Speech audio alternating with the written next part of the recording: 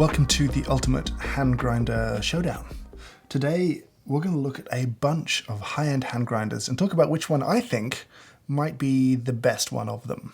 A note before we begin, there are a couple of notable exceptions. First and foremost is the Linweber HG1 that did not make it into this testing because it's $1,000 and I just didn't really feel comfortable spending that money. It's $1,000. Secondly, a lot of people had requested the Feld 2 from Made by Nock. That was out of stock, as were a couple of other grinders that people requested. So here's what we have. We have the Lido 3, we've got the Comandante C40, we've got the Helor 101, we've got the Timemore Chestnut, we've got the Aergrind from Made by Nock, we've got the Kinu M47, and joining the testing is the Porlex Mini that won the first round, which was the best cheap hand grinder. So I brought it forward into this round to see how it stacks up. How does it compare to the other grinders? At this point, I do have to say thank you to my supporters on Patreon who made this possible, who gave me the budget to go out and buy these things. And I really look forward to giving them away again. I thank you so much. This is so cool. I'm aware you've kind of ruined me. I am going to be unnecessarily fussy about everything now. You know, when you get nothing but really good things to compare side by side, suddenly things that wouldn't normally bother you become horrific, outrageous, disgraceful. So I'm going to seem unnecessarily fussy.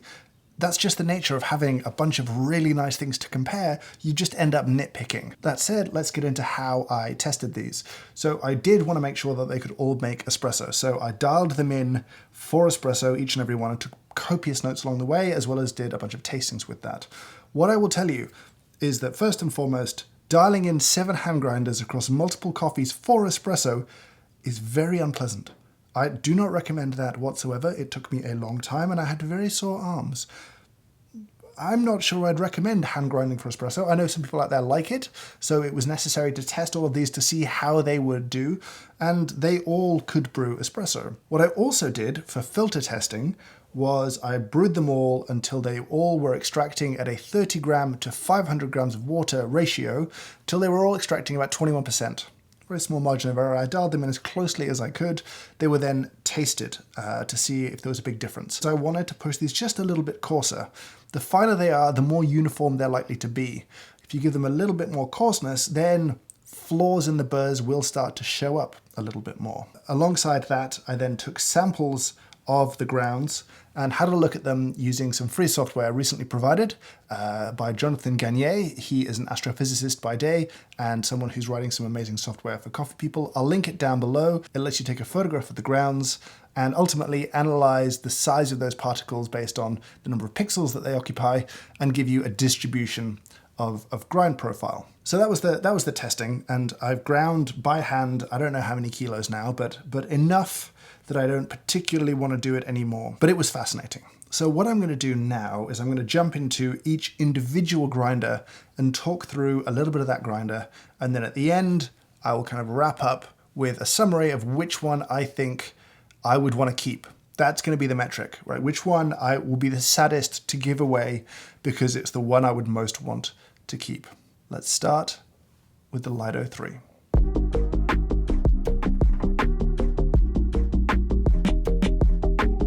So first up is the Lido 3 from Orphan Espresso. And goodness me, this thing is huge. Like, it's huge. I have no idea why it's as big as it is. And to be honest, this was a big negative for me.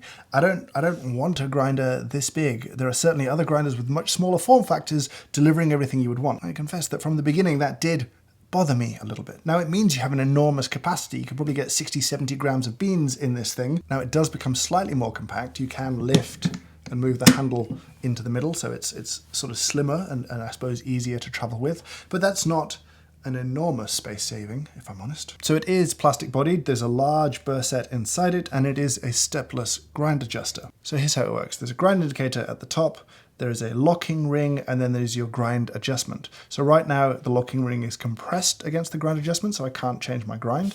If I unlock my locking ring, then I can now adjust my grind as needed. I can go finer or I can go coarser, and then I can lock my grinder back at that setting. As a kind of UI, I don't particularly love this feeling. You know, I don't like sort of locking the ring against this. It just didn't feel pleasing to me. That may be different for you, but for me, I just didn't really enjoy adjusting the grind on this thing. It is a wonderfully quick grinder. Those are big burrs inside of it, and it definitely chews through coffee at a pretty fast rate, which meant grinding for espresso was pleasurable. The shot it pulled was pretty good. Like just about every grinder after it, I may as well say now, all of their shots start pretty slow and then really flow very quickly in the last half of the espresso, which was kind of interesting to me. When it came to brewing coffee, I did enjoy the brew that it produced. It was a little finicky to get there, but it was quick to grind at least. It's 180 pounds, and for that, I'm a little disappointed at the amount of plastic in this thing. It doesn't feel as premium as some of the other grinders at the same sort of price point. The bean hopper is relatively well designed. There's no issues with bounce out, where you're going to put coffee in and the beans hit the stabilizing pieces and bounce back out again, which does happen with the other grinders sometimes. So overall, yeah, pretty impressed. It's a solid grinder. It does a good job for the money.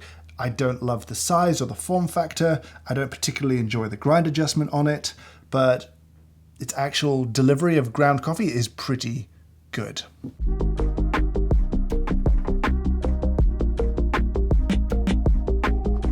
And now, Comandante, the C40. Comandante really kind of kickstarted the high-end grinder thing. There had been expensive hand grinders before them, but I think Comandante were the first ones to turn up, push grind quality at a high price, push a high-end experience.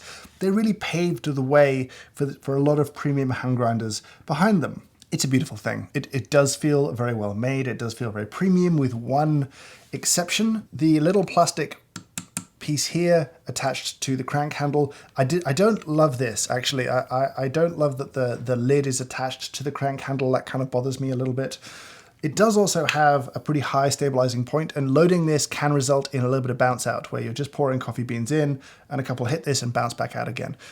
It's really, really annoying when it happens, because coffee beans are very irritating once they're outside of a place you want them to be, like the counter or the floor, or anywhere really. Obviously you need these pieces here to stabilize the drive shaft through this thing. The grind adjustment is pretty simple. There's a coarser, finer dial here. You do need to make sure that your lid is on, otherwise you can't really adjust it. It is a stepped grinder. I think there is a mod to give you a bit more control over that if you find these steps a little bit too big. They weren't too big for me. I didn't have a particularly difficult time dialing in for espresso. It was a pretty limited range to dial in with, but I hit my shot times, my ratio that I wanted to. And the shot was very good. It was probably my favorite shot. Other testers liked another grinder a little bit more, but I really liked the espresso from this. Again, in the brewed testing, it produced a very delicious cup of coffee relatively easily. The steps got me where I needed to go relatively easily. Again, it's clearly a good burr set in there, and the grind analysis shows it's pretty good. It does have a glass collection chamber. It's the only one that I tested that had a glass collection chamber, and during testing I did drop this on a hard floor. It didn't break because it's well made, but it did make me think, I'm not sure I want this to be glass because I'm clumsy. You can definitely tell when it's getting dirty quicker than you can with the other ones. Breakable things stress me out, especially with something you're going to travel with, something you might have just rolling around in a bag full of stuff. That crossed my mind. I don't think I've seen many people break these or heard complaints about it, but it crossed my mind. Overall, you could argue this is kind of the gold standard of hand grinders. They really set the bar where it is. They set it pretty high. I really enjoyed this thing. I was impressed by the quality of coffee that it produced start to finish. It's a really nice grinder.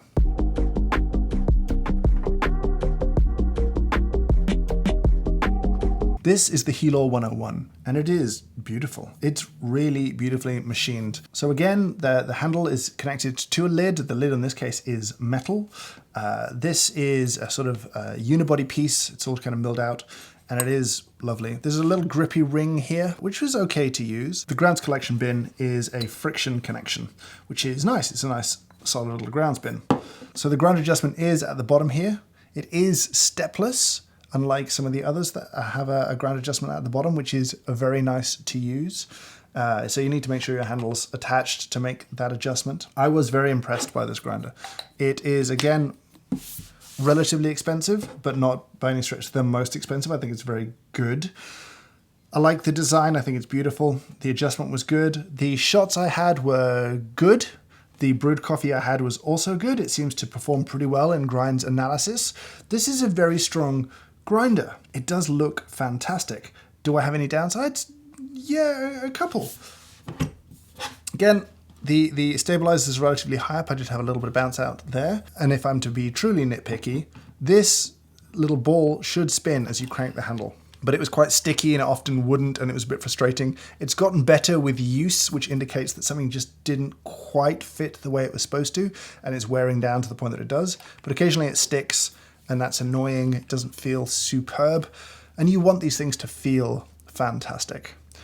Quick to grind, enjoyable to use. The lack of guidance on the grind adjustment is a little frustrating, but not a huge problem. They do give you a reference in terms of burr movement for, I think, a 30-degree turn on their website. It's a very good grinder.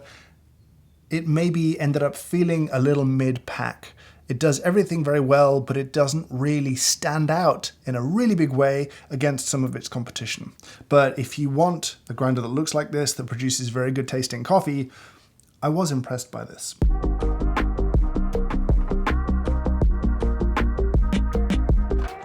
And this is the Timemore grinder, the Chestnut grinder. I probably made a mistake. I ordered this with the wooden base, the more premium one. It's the more expensive one than the clear base that is an option.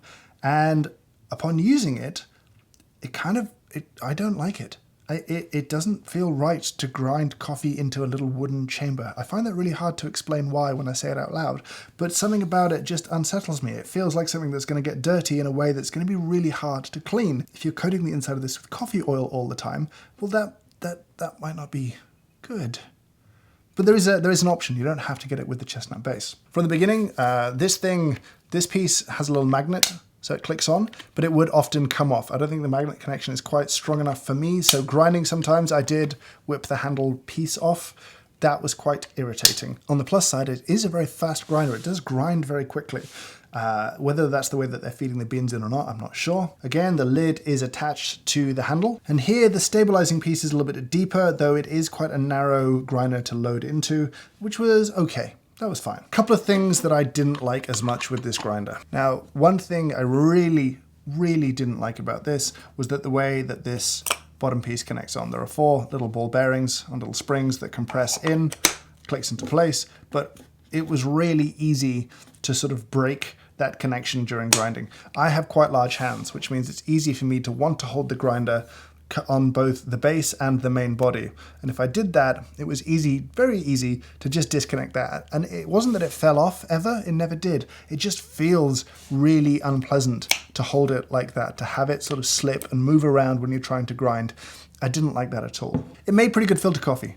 But when it came to espresso, it is a stepped grind adjustment again, and the steps were very big. I had very large changes in my flow rate from a single step, finer or coarser, and it was pretty difficult to dial in. I got there, the shot was okay, but the steps were pretty big. There's things I like about this. The way that it grinds feels very good, but there's a few things that just really frustrate me. So it's not a grinder I'd recommend for espresso particularly. I definitely don't like the base. I don't like the material that I chose, which is, I guess, my own fault, but it was the premium version. I don't like the material and I don't like the way it connects. Both of those things really damage the experience of using this thing. It just makes it a lot less enjoyable to use, quite frustrating to use. The grounds from it were good, but not fantastic.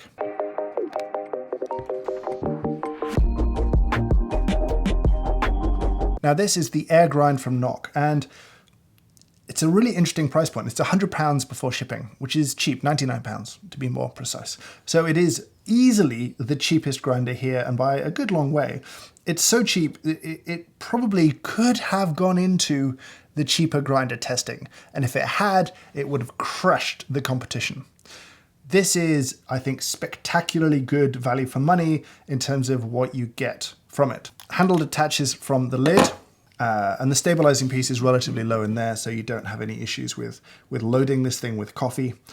It is quite unusual in the way that you adjust the grind. That's quite different to everything else.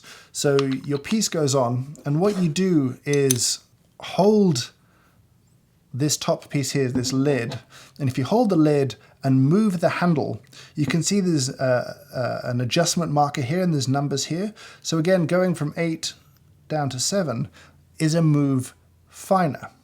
Now, this feels just so different as a way to do things that part of my brain is like, there's no way this can work. There must be slippage. Surely when I'm twisting this thing, that's going to change the burr setting. Slippage possible.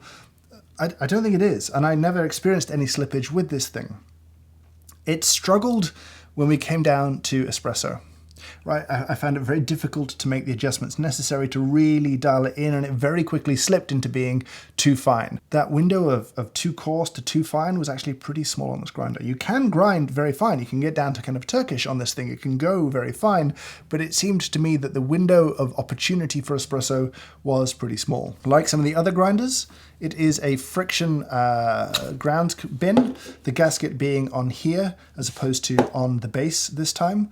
I thought this worked very well. It definitely feels very secure, perhaps sometimes a little too secure. It's quite hard work to get off. I don't know if that would change over a year or two of usage, but it definitely fits very well. The grind quality is good. It may not be as good as some of the other grinders, but at under £100, it's fantastic value for money. It's pretty small. That's definitely an issue. When grinding 30 grams of coffee for my filter coffee testing, I couldn't put 30 grams of coffee into this thing. I had to load it twice, which was a little bit annoying. So know that there are some limitations, but overall, I have to say, for £100, I'm impressed. I wouldn't recommend it for espresso, but as a filter grinder, it's very good. If it had been in the cheaper grinder comparison, it would have crushed the competition in every single way. So yeah, for £99, I was very impressed by this thing.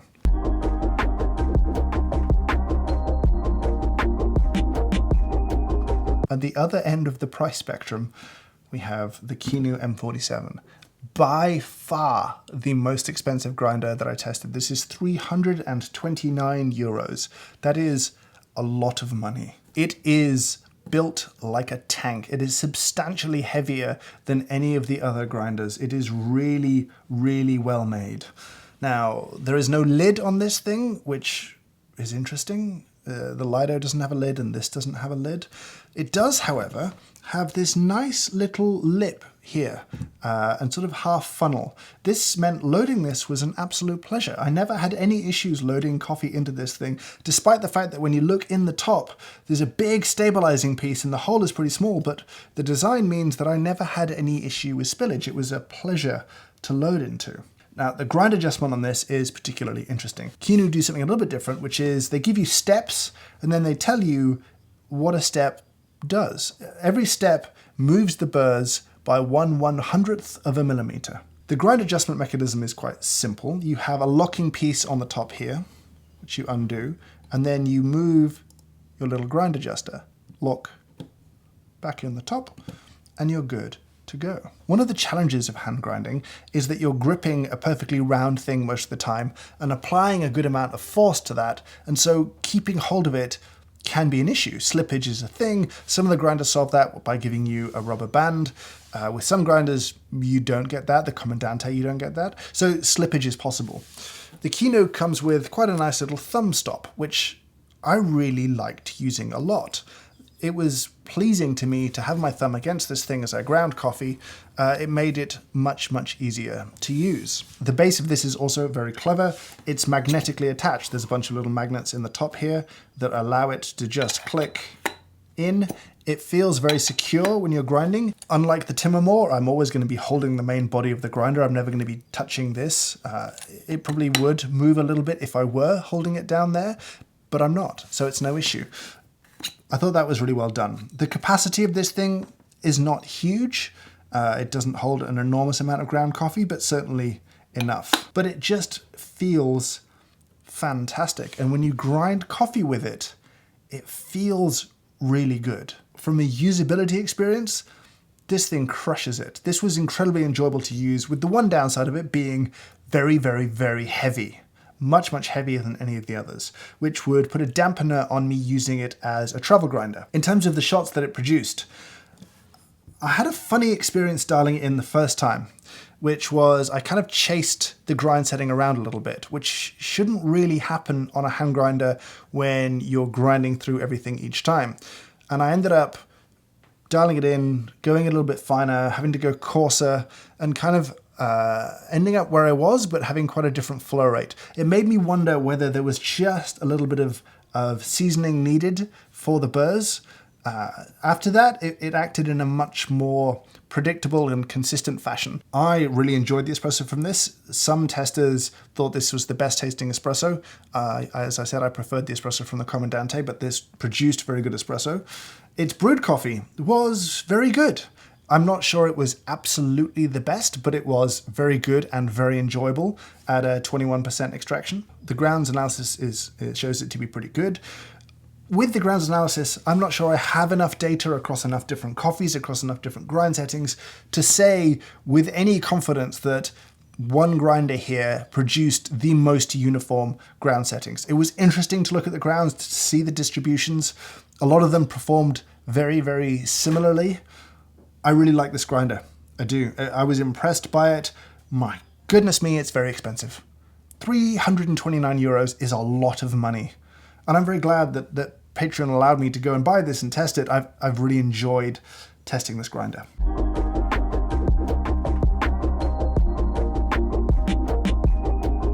And so we should wrap up briefly by talking about the Porlex. This went through the same testing as the others, and in truth, it felt like a toy. It felt so cheap in comparison. You know, the gauge of the material felt so light. It felt plasticky. The gap in price between this and the Aergrind is not particularly large. The gap in quality is substantial. This did not do well in any of the testing. Quite hard work to dial in for espresso, and the espresso I got from it was notably worse than the espresso from the other grinders. And again, the filter coffee that I got from it was noticeably worse, muddier, dustier. So at £57, I don't think it's bad value for money. It's just not in the same league. It's not even close.